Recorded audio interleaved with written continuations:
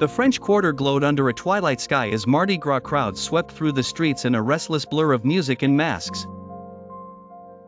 In a narrow alley off Decatur Street, Julien Dubois waited in the dim light beside a flickering pawnshop sign, his fedora low and the old scar on his face pulsing with tension.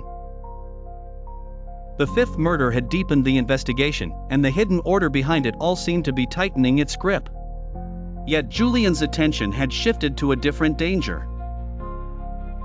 Tommy Russo, the trumpet player who had been feeding him tips, had gone silent after the raid on the speakeasy, and silence in the Quarter usually meant trouble.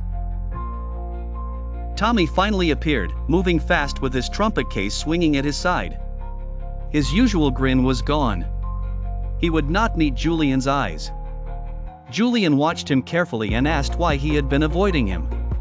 Tommy tried to laugh it off, but the sound failed halfway. Under pressure, he admitted that Devereaux's men had found his mother's house in the 9th Ward. They had threatened his family and forced him to pass along what he knew.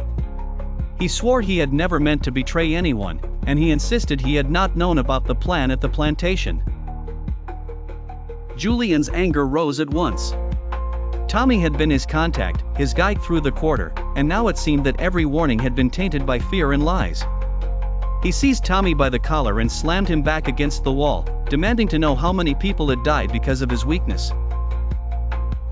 Clara's death, the ruined raid, the trail of blood all pointed back to a leak, and Julien had finally found the face attached to it. Tommy did not fight back. He only lifted his hands and begged Julien to understand. He had not chosen betrayal, he said. He had chosen his mother, his sisters, the only family he had left. Devereaux's reach was everywhere, and every scrap of information Tommy gave them was meant to buy a little more time for the people he loved. The confession did not erase the damage, but it changed the shape of Julien's rage. He saw the terror in Tommy's voice plainly enough to know it was real. In the Quarter, fear could break even the most loyal man. Julien released him and stepped away. He told Tommy the arrangement was over. There would be no more information, no more meetings, and no more chances.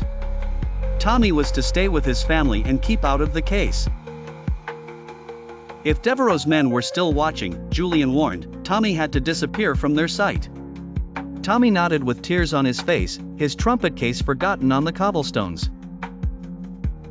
Before leaving, Tommy offered one last warning.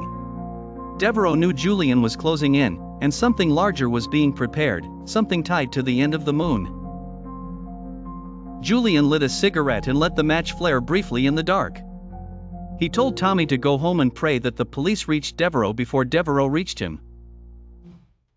Then Julien turned and walked back into the noise of the parade.